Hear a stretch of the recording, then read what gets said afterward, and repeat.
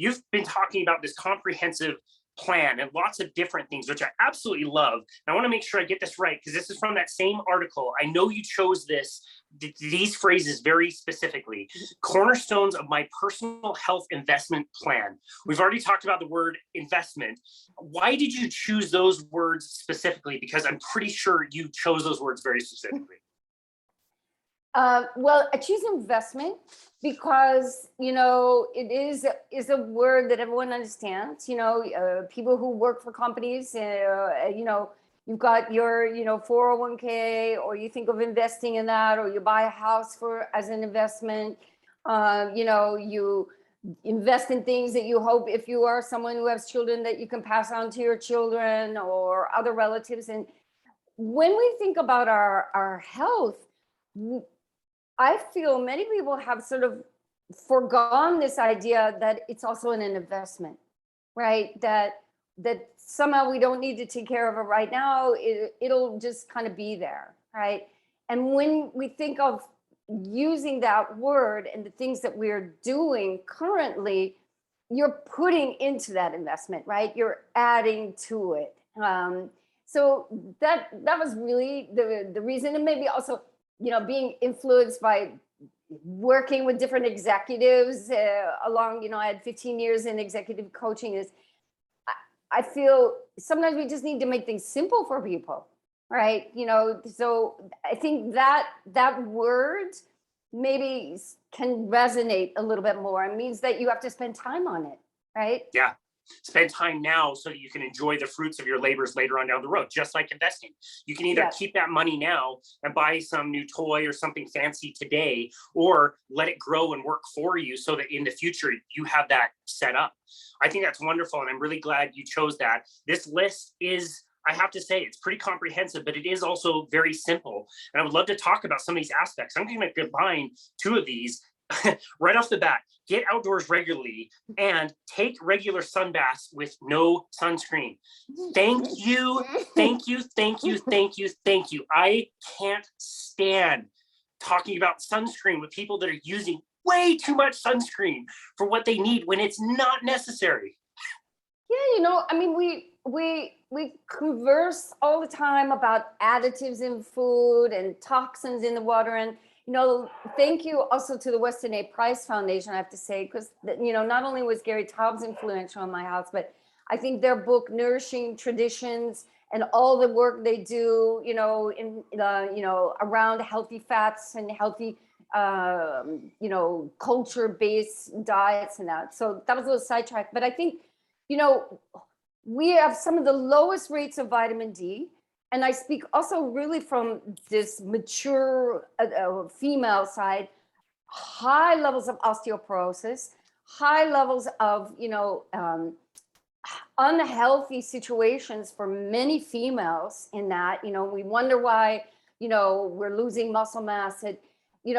People say, well, I get outside, but then, they're all covered up or they've lathered on so much sunscreen that actually there's very little skin exposed to the sun. And I think Dr. Eric Berg has some wonderful educational videos out there, and he did a whole segment on if you're living in Seattle, how many, talking about how, depending on how much skin you have exposed and that. And I think where I sort of went down this path is I was someone who really struggled as a vegetarian with joint issues, inflammation. So, my personal feeling, this high level of carbohydrates and sugar, also living in Northern, Europe, where there's very little sun, right? I probably, my vitamin D is, Ivercummins would say, well, it's definitely in the basement, right? In that. So part of my aging process has been to up that number and I always strive to up something either with a nutritional source or a natural source first. If I'm not successful there, then, maybe think about supplement. And, in the winter, if you're not getting supplement, I think supplements can help, but I don't see them as that first resource. And if I'm able to maintain it by getting good direct sunlight, then I think I'm good to go, right? And obviously, you take care, right? If you've got some cancer in your family, or if you're, I don't know, but where I see it more often than not is people getting way too little and with too little skin exposed, right? Yeah. You know, if you only got your hands exposed, you're not really getting much vitamin D. That's right.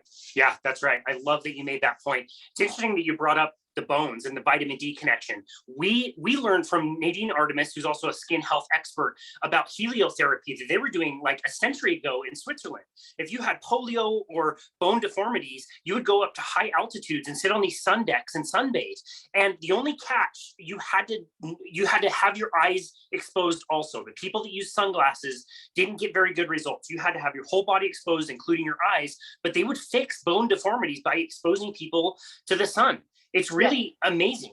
And you're right, you have to be smart about it. This is where we recommend tools like DMinder, the app, which you can, I love it. Yeah. It's amazing. Yeah, you can put in your skin type and show where you are on the planet, what percentage of your skin is exposed, but and start early in the year and start at the lowest horizon times, like sunrises and sunsets. But it's amazing how much that changes. I mean, I can go out in midday sun and never burn. I used to burn all the time. But if you build up the melanin, the proper melanin in your skin, you will be very much more resistant to sunburn. You have to get out and get exposed to the sun. I agree. And, in Europe, again, I'm not a historian, but, sunbath was recommended for anybody with tuberculosis, right? They would send them to the sanatoriums to be able to sit outside and get sunbaths. And then again, like everything else, I've written numerous times or other posts about we're an all or nothing culture in America, right? We're a crisis or we're complacency. We're all or nothing, right? I grew up in the Midwest. We had a boat. We went water skiing. We'd be out hours on a day, right? And then we fast forward to now, and everybody's lathering everybody on with so much sunscreen. I used to swim when we lived in the Bay Area at a public pool in an area, beautiful pool. And sometimes you would see people, they would do the zinc all over themselves, and everything, long sleeves, and then go swimming in the swimming pool. You think, wow, we've come so far, right? Where people would just jump in the lake or something like that.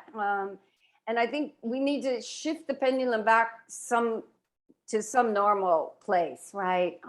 And like it's pretty amazing when you go low carb is you see, my complexion cleaned up. So, no skin problems once I lowered that, but also you just don't burn as easily. And I think you see that, and again, I'm not a scientist. I don't have a scientific study to put, but what you hear, right, anecdotally from many, many people is their skin tolerance has improved magnificently through reduction of, we haven't even talked about toxic seed oils, right? Reducing toxic seed oils, reducing carbohydrates, reducing sugar, right? All those inflammatory things, right, that our bodies, particular skin doesn't like.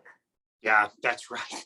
That's such a good point. I have to admit that my skin tolerance is better from getting exposure, but it only really improved when I got all the seed oils out of my diet and started eating a more carnivorous, low carbohydrate diet. I never burn. It's funny you mentioned the pools. The pools just opened up in my neighborhood around here in Salt Lake City. It's June at the time of recording. And it's funny. Not only can you smell the chlorine, but you can smell the sunscreen. Like, yes, kind of far away. Like not even being like up close to it. You can smell it as you're coming up to it. It's crazy. Yeah. And don't get me wrong, we go hiking for hours on end, and I've got a hat on. I've got, again, you be smart, right? If it's intense, you've got long sleeves on, you be mindful of that. But one thing that, again, I've seen give people a false illusion is putting on so much sunscreen encourage them to stay longer in the sun than they actually probably should, right?